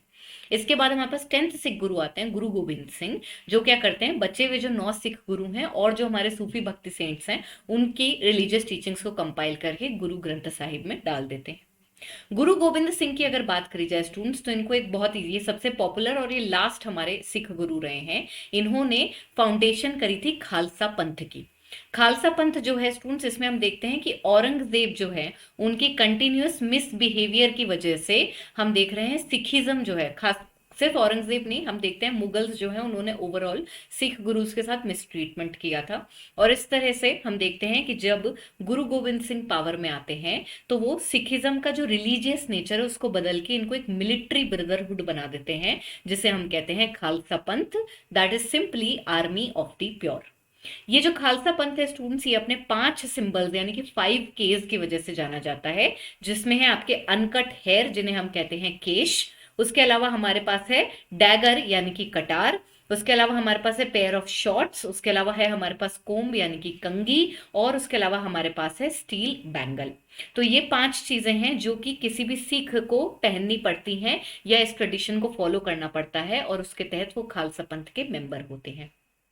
यहाँ पर स्टूडेंट्स आप देखेंगे इन्होंने इनकी जो सोशियो रिलीजियस कम्युनिटी थी उसको ट्रांसफॉर्म करके एक मिलिट्री ब्रदरहुड बना दिया, और इसका मेन कारण ये था कि इनके साथ मुगल्स ने काफी ज्यादा मिसबिहेवियर किया था, और इस वजह से गुरु गोबिंद सिंह ने ये स्टेप लिया। इसी के साथ स्टूडेंट्स आगे बढ़ते हैं towards the next important saint. He is from Rajasthan, बहुत ज्यादा पॉपुलर है राजस्थान में ये, और इनका नाम है दादू दयाल। दादू दयाल जो है स्टूडेंट्स, इनको कबीर का डिसाइपल माना जाता है, और कबीर की तरह ही ये ना तो आइडल वर्शिप में बिलीव करते थे और ना ही ये कास्ट सिस्टम के अंदर बिलीव करते थे। जैसा कि मैंने आपको बताया, दादू दयाल के जो फॉलोअर्स हैं उनको कहते हैं दादू पंथीस, ठीक है, यानी कि इन्होंने अपने अंडर जो ग्रुप बनाया, जो ऑर्गेनाइजेशन बनाई, उसको हम कहते हैं दादू पंथ, और इनके जो फॉलोवर्स हैं उनको हम क्या कहेंगे, दादू पंथीस, और इनकी मेन सीट ऑफ इन्फ्लुएंस क्या है, राजस्थान। राजस्थान में काफी पॉपुलर थे। कबीर की तरह स्टूडेंट्स ये भी हाउस होल्डर की लाइफ जीने में बिलीव करते थे। इन्होंने भी गृहस्थ आश्रम जो है उसको एक तरह से प्रोपोगेट किया है, और सीवियर एसेटिसिज्म जो है उसको एक डिस्कार्ड किया है ऑल टुगेदर। यहाँ पर स्टूडेंट्स हम देखते हैं कि दादू दयाल जो हैं ये अकबर के कंटेम्पररी थे और एक बार अकबर ने इनको फतेहपुर सीकरी भी बुलाया था रिलीजियस डिस्कशंस के लिए। तो कौन किस राजा के कंटेम्पररी, अगर हमारे पास ये पॉइंट्स आ रहे हैं तो इन पॉइंट्स को भी आप जरूर से ध्यान में रखें, इस तरह के क्वेश्चंस आ सकते हैं। दादू दयाल के बाद स्टूडेंट्स हमारे पास तीन बहुत ही इंपॉर्टेंट 15th सेंचुरी के भक्ति सेंट्स है, चैतन्य महाप्रभु, वल्लभाचार्य और शंकर देव। ये तीन के ऊपर सबसे ज्यादा क्वेश्चन आते हैं। अभी जो ये तीन स्लाइड्स आने वाली है नेक्स्ट, ये आपके लिए सबसे ज्यादा इंपॉर्टेंट है। एक तो हमारे स्टार्टिंग के थे अलवर, नयनर, शंकर देव, रामानुज, ये ज्यादा पॉपुलर थे। अब नेक्स्ट हमारे पास ये तीन भक्ति सेंट है जिनके ऊपर सबसे ज्यादा क्वेश्चन आते हैं। तो अगर आप प्रायोरिटी लिस्ट बनाए कि भाई मुझे कौन से याद रखने हैं, तो जैसा कि मैंने आपको बताया, नयनर अलवर नयनर के बाद में शंकरदेव, शंकराचार्य सॉरी शंकराचार्य, शंकराचार्य के अलावा रामानुज, रामानुज के अलावा आप देखेंगे चैतन्य महाप्रभु, आपको बहुत अच्छे से याद रखना है। चैतन्य महाप्रभु के अलावा हमारे को अच्छे से याद रखना है वल्लभाचार्य, जो इसके आगे वाली स्लाइड में है, और उसके अलावा हमारे पास है शंकर देव। तो ये आपके टॉप प्रायोरिटी लिस्ट पे होने चाहिए कि भाई मुझे ये सारे तो याद पक्का से रहने चाहिए। चैतन्य महाप्रभु की बात करें स्टूडेंट्स, तो 15th सेंचुरी के ये भक्ति सेंट हैं। He was a saint and a social reformer, और इनकी सीट ऑफ इन्फ्लुएंस क्या थी? बंगाल। बंगाल के अंदर इन्होंने अपनी भक्ति जो है इसको पॉपुलराइज किया है। जिस भगवान में ये बिलीव करते थे और जिनका प्रचार प्रसार स्टूडेंट्स ये करते थे वो है कृष्ण भगवान, और इसी के तहत इन्होंने कृष्ण भगवान के कल्ट को पॉपुलराइज किया है। इन्होंने भी अपनी एक ऑर्गेनाइजेशन बनाई थी जिसे हम कहते हैं गौड़ीय वैष्णव धर्म, और इसको इन्होंने बंगाल में इस्टेब्लिश किया था। और इसके तहत स्टूडेंट्स ये अद्वैत या फिर नॉन डुअलिज्म की जो फिलॉसफी है उसको प्रोपोगेट करते हैं। यहाँ पर स्टूडेंट्स आप देखेंगे कि ये कुछ ही ऐसे सेंट्स में से है जिन्होंने आइडल वर्शिप को अपोज नहीं किया है। तो यहाँ पे स्टूडेंट्स ये बहुत ही अनॉमली स्टेटमेंट है, ये क्वेश्चन बन के आ सकता है आपके पास चैतन्य महाप्रभु का कि क्या ये आइडल वर्शिप करते थे या नहीं करते थे। 15th सेंचुरी के अपन ज्यादातर जो भक्ति सेंट देखेंगे सबके सब निर्गुण भक्ति सेंट है, आइडल वर्शिप को अपोज कर रहे हैं। लेकिन चैतन्य महाप्रभु जो हैं ये कृष्ण भक्ति करते थे और उनकी आइडल वर्शिप भी करा करते थे। ये जो गाने बनाते थे स्टूडेंट्स उनको हम कहते हैं कीर्तन। तो कीर्तन जो है चैतन्य महाप्रभु से बहुत ही क्लोजली एसोसिएटेड है और इनके माध्यम से ये अपनी भक्ति का प्रचार प्रसार करते थे। तो kirtan are associated with who? They are associated with Chaitanya Mahaprabhu. Moreover students, he is the only bhakti saint specially from the 15th century who was not against idol worship altogether, और इन्होंने अद्वैत फिलॉसफी को बंगाल के अंदर पॉपुलर किया है। चैतन्य महाप्रभु के बाद students मेरे पास, मैंने जैसा कि आपको बताया, हमारे पास दो इंपॉर्टेंट और भक्ति सेंट है, एक वल्लभाचार्य और एक शंकर देव। इसमें पहले शंकर देव की बात करते हैं। शंकर देव जो है स्टूडेंट्स ये 15th सेंचुरी के सेंट और फिलोसोफर रहे हैं। इन्होंने असम को अपनी सीट ऑफ पावर बनाया था, असम के अंदर ये पॉपुलर थे। ये एक स्कॉलर भी थे, एक सेंट भी थे, एक पोएट भी थे, एक प्ले राइटर भी थे, एक डांसर भी थे, एक एक्टर भी थे, एक म्यूजिशियन भी थे, और उसके अलावा एक सोशल रिलीजियस रिफॉर्मर भी थे। तो आप देख सकते हैं बहुत ही मल्टी टैलेंटेड थे शंकर देव। इन्होंने बहुत सारे आर्ट और कल्चर के डोमेन हैं जिनके अंदर अपना योगदान दिया है।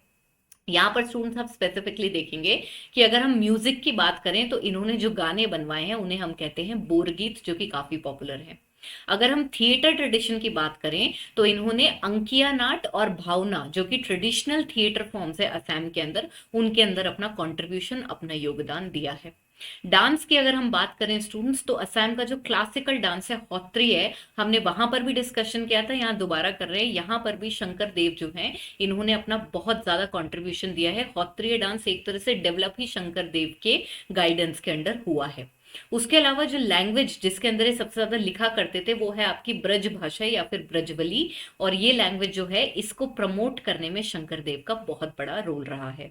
तो ये दोनों ही पॉइंट बता रहे हैं कि कितने डाइवर्स पर्सनैलिटी थे शंकर देव, और इसी वजह से स्टूडेंट्स आप देखेंगे कि असम के अंदर इनकी बहुत ज्यादा पॉपुलैरिटी थी।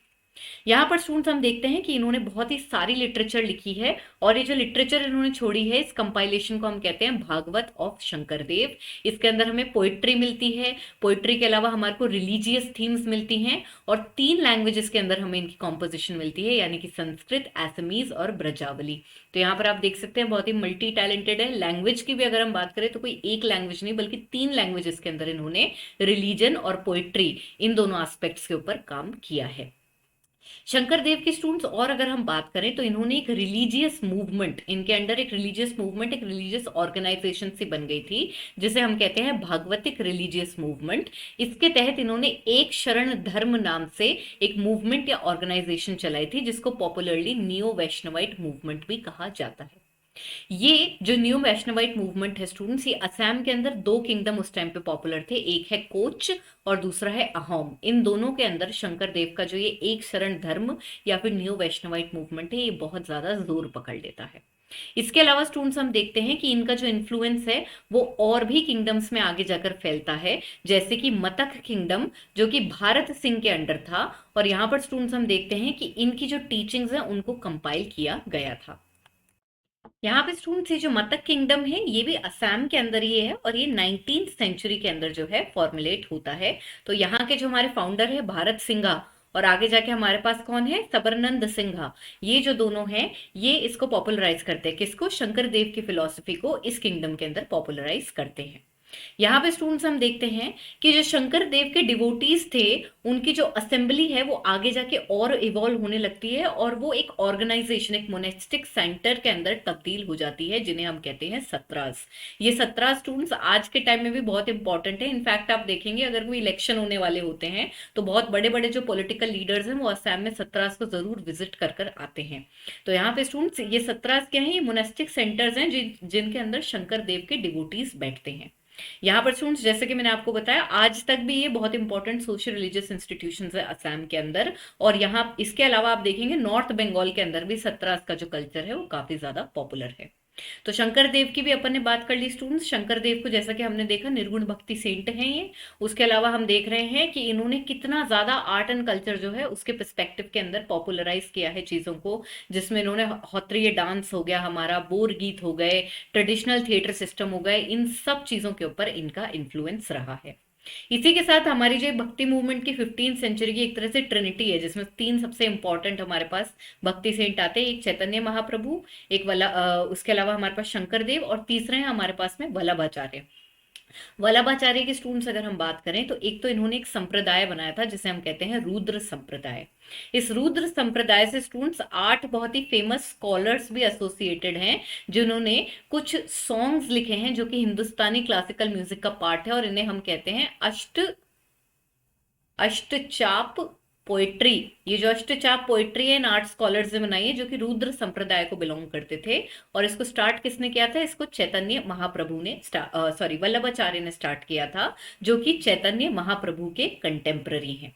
वल्लभाचार्य की अगर हम बात करें स्टूडेंट्स तो इन्होंने भगवान को पाने के लिए जो मार्ग प्रोपोगेट किया है उसे हम कहते हैं पुष्टि मार्ग, और ये एक भक्ति का रास्ता है जिससे कि आप कृष्ण भगवान का डिवोशन करके सैल्वेशन अटेन कर सकते हैं। यहाँ पे स्टूडेंट्स हम देखते हैं कि ये शुद्ध अद्वैत की जो फिलॉसफी है उसको प्रोपोगेट करते थे और यही पुष्टि मार्ग जो है इसका बेसिस बनता है। यहाँ पर स्टूडेंट्स आप देखेंगे वल्लभाचार्य की अगर हम बात करें तो इनके सबसे पॉपुलर डिसाइपल जो थे वो थे सूरदास, जो आगे जाके बहुत ही इंपॉर्टेंट कृष्ण भगवान से रिलेटेड लिटरेचर लिखेंगे। तो यहाँ पे स्टूडेंट्स हमारी ट्रिनिटी कंप्लीट होती है, वल्लभाचार्य, शंकर देव और चैतन्य महाप्रभु। 15th सेंचुरी के तीन सबसे पॉपुलर भक्ति सेंट यही हैं। इनसे एसोसिएटेड एक एक एस्पेक्ट को आपको याद रखना है, इस पे क्वेश्चन आने के बहुत चांसेस हैं। इसी के साथ स्टूडेंट्स आगे बढ़ते हैं, 16th सेंचुरी के भक्ति सेंट्स का डिस्कशन करते हैं। Next students we have Surdas and here he is the contemporary of Akbar and Jahangir। तो कौन सा भक्ति सेंट जो है किसके कंटेम्प्ररी है, ये पॉइंट मैंने आपको पहले भी बोला है कि इसको हमें याद रखना है।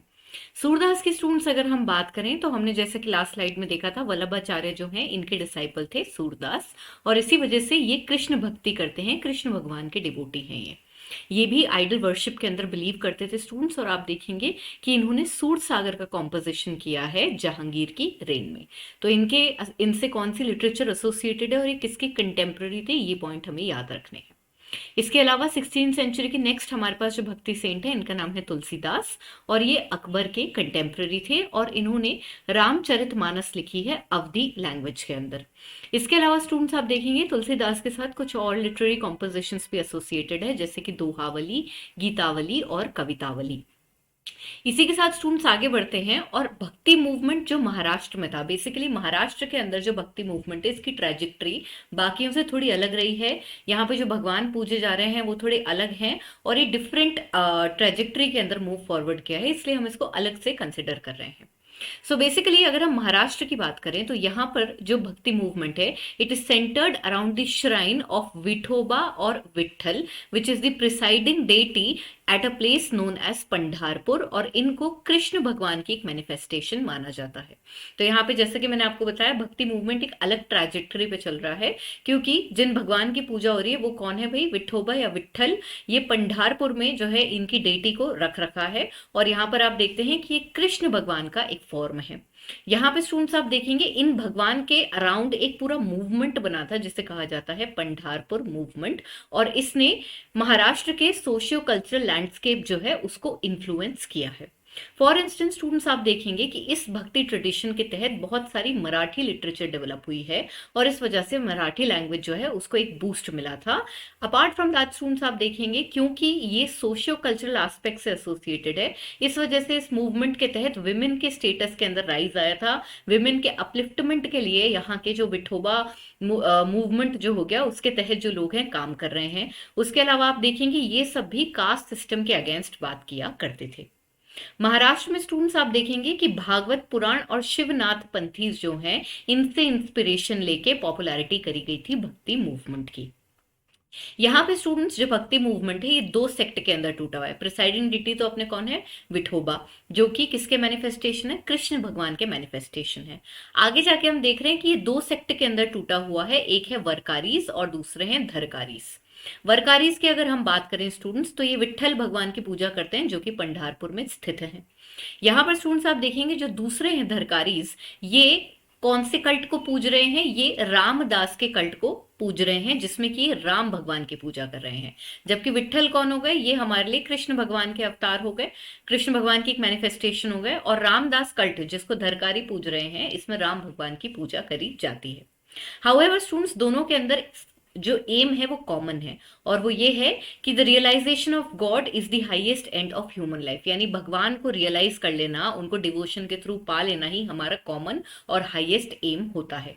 यहाँ पे स्टूडेंट्स आप देखेंगे सबसे इंपॉर्टेंट हमारे लिए ये विठोबा या विट्ठल कल्ट ही है और इसके कुछ पॉपुलर जो सेंट्स हैं उनके नाम है ज्ञानदेव या ज्ञानेश्वर, उसके अलावा हमारे पास तुकाराम है और उसके अलावा हमारे पास नामदेव है। ज्ञानेश्वर की स्टूडेंट्स अगर हम बात करें तो ये 13th सेंचुरी के अर्ली स्टेज के अंदर ये एक भक्ति सेंट थे। कहाँ पे भाई, महाराष्ट्र के अंदर। इनकी अगर बात करी जाए तो इन्होंने भगवत गीता के ऊपर एक कमेंट्री लिखी है जिसे हम कहते हैं ज्ञानेश्वरी, और जो कि भक्ति आइडियोलॉजी की एक फाउंडेशन किताब की तरह मानी जाती है। कहाँ पर, महाराष्ट्र में। यहाँ पर स्टूडेंट्स हम देखते हैं ज्ञानदेव या ज्ञानेश्वर जो हैं ये कास्ट सिस्टम के अगेंस्ट बहुत ही स्ट्रिक्टली बोला करते थे और ये बोलते थे कि अगर आपको भगवान को पाना है, भगवान को पाने का मतलब मोक्ष पाना होता है, अगर आपको मोक्ष पाना है तो वो भक्ति के रास्ते से ही जा सकती है। इसी के साथ साथ स्टूडेंट्स आप देखेंगे कि इन्होंने एक और कॉम्पोजिशन करी है जिसे हम कहते हैं अमृत अनुभव, और ये उपनिषद जो है उसकी फिलॉसफी के ऊपर बैठी है, उससे बेस्ड है। अपार्ट फ्रॉम दैट स्टूडेंट्स आप देखेंगे इन्होंने विष्णु भगवान को एडमायर करते हुए एक गाना बनाया है जिसे हम कहते हैं हरिपथ।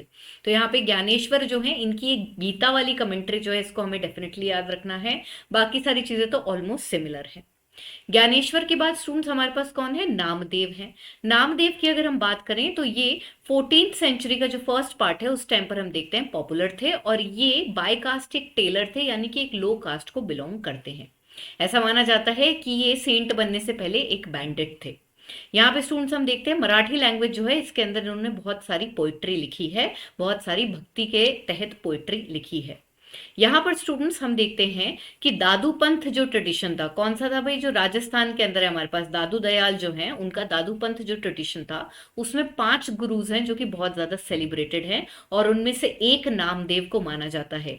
बचे हुए 4 कौन है, खुद दादू दयाल, उसके अलावा कबीर, हरिदास और रविदास या रईदास। ठीक है, तो यहाँ पर स्टूडेंट्स आप देखेंगे कि दादू पंथ के जो 5 फेमस सेंट है उसमें एक नामदेव को भी माना जाता है। इनकी जो लिटरेरी कॉम्पोजिशंस थी स्टूडेंट्स, उनको अभंग बोला जाता है। और नामदेव की भक्ति लिटरेरी कॉम्पोजिशंस भी गुरु ग्रंथ साहिब का पार्ट हैं। तो आप देखेंगे कि सिखिज्म की जो होली बुक है आदि ग्रंथ, और आगे जाके जो गुरु ग्रंथ साहिब बन जाएगी, उसमें अगेन स्टूडेंट्स सिख गुरुज के अलावा हम देखते हैं बहुत सारे भक्ति सेंट्स और सूफी सेंट्स के कॉन्ट्रीब्यूशन भी हैं। इसके अलावा स्टूडेंट्स हमारे पास है संत एकनाथ, और ये जो है 16th सेंचुरी के अंदर पॉपुलर थे।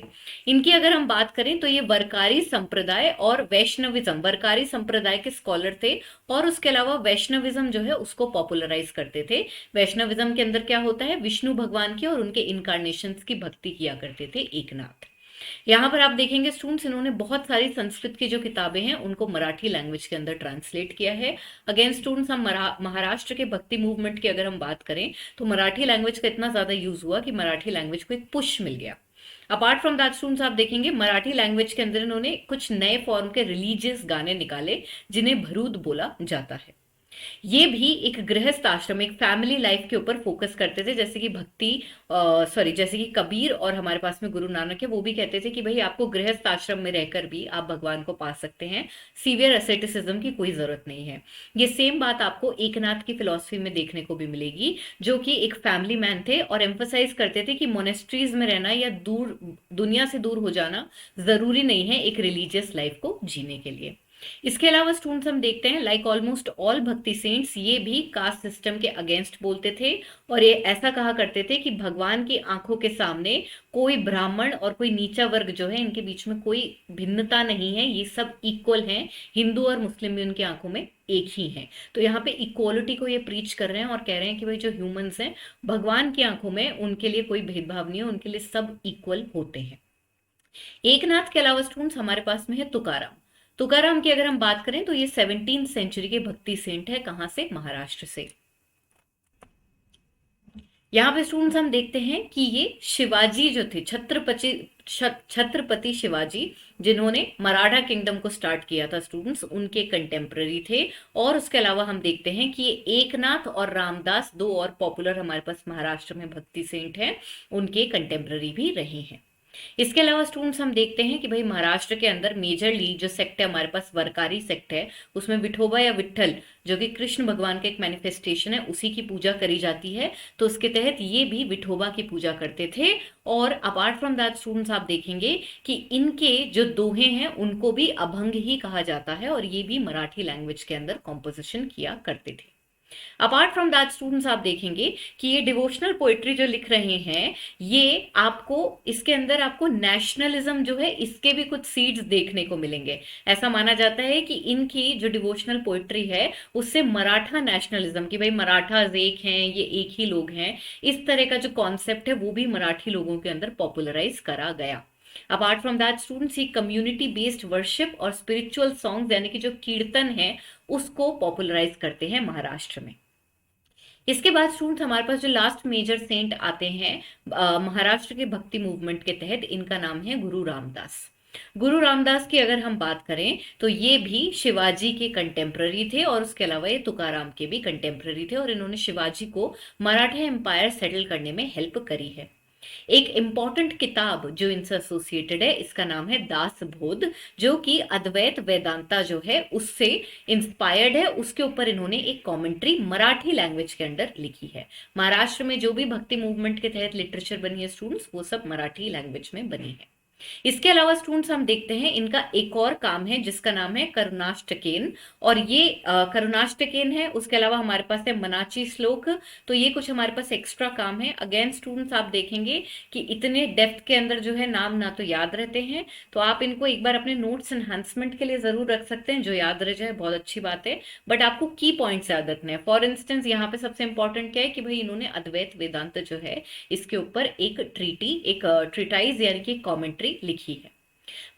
बाकी सारे जो हमारे भक्ति सेंट हो गए, उन्हीं की तरह ये भी कास्ट सिस्टम के अगेंस्ट बात करते थे, और इसके अलावा इन्होंने विमेन को एनकरेज किया कि वो भी रिलीजियस वर्क जो है इसके अंदर पार्टिसिपेट करे।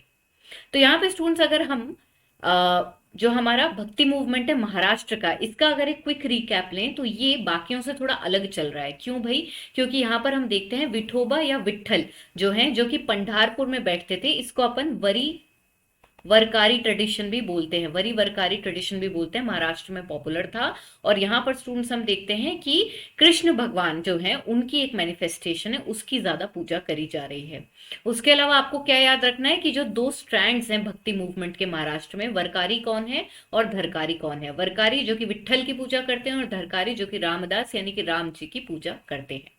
उसके अलावा स्टूडेंट्स कुछ इंपॉर्टेंट सेंट्स जो हो गए हमारे, जैसे ज्ञानदेव हो गए, नामदेव हो गए, एकनाथ, तुकाराम, इनसे एसोसिएटेड क्या कि भाई एक तो कौन से भगवान की पूजा कर रहे हैं, इस पॉइंट को याद रखेंगे। अगर इनकी कोई लिटरेरी क्रिएशन है जो कि बहुत डिफिकल्ट ना हो, अगर मान लो इन्होंने किसी चीज ऑलरेडी फेमस चीज पे क्या किया है, कॉमेंट्री लिखी है, उस पॉइंट को हम लोग याद रख लेंगे। तो ये कुछ ऐसे पॉइंट्स हो गए स्टूडेंट्स जिनके ऊपर आपको ध्यान देना है। और इसके अलावा बहुत डेप्थ में, जैसे मान लीजिए कोई डिफिकल्ट हमारे पास लिटरेरी कॉम्पोजिशन है, तो उनको हम याद ना तो रख पाएंगे और ना ही इतनी डेप्थ के अंदर क्वेश्चन आते हैं। तो यहाँ पे स्टूडेंट्स हमने जितने भी मेजर भक्ति सेंट्स थे इंडिया के हर कोने से उठा के उनका डिस्कशन कर लिया है। ओवरऑल आपको एक जिस्ट पता होनी चाहिए कि भाई भक्ति मूवमेंट की की फीचर्स क्या हैं, सगुण निर्गुण भक्ति क्या होती है। अर्लीस्ट सेंट्स की मैंने आपसे बात करी और मैंने आपको बताया था स्टूडेंट्स की हमारे को सबसे ज्यादा कौन से भक्ति सेंट्स के ऊपर ध्यान देना है, जो हमारे इनिशियल भक्ति सेंट्स है, जैसे कि अलवर नयनर हो गए, इनके ऊपर ज्यादा ध्यान देना है। शंकराचार्य हो गए, शंकराचार्य के अलावा रामानुज हो गए। उसके अलावा मैंने आपको 15th सेंचुरी की एक ट्रिनिटी बताई थी, कौन, वल्लभाचार्य, चैतन्य महाप्रभु और शंकर देव।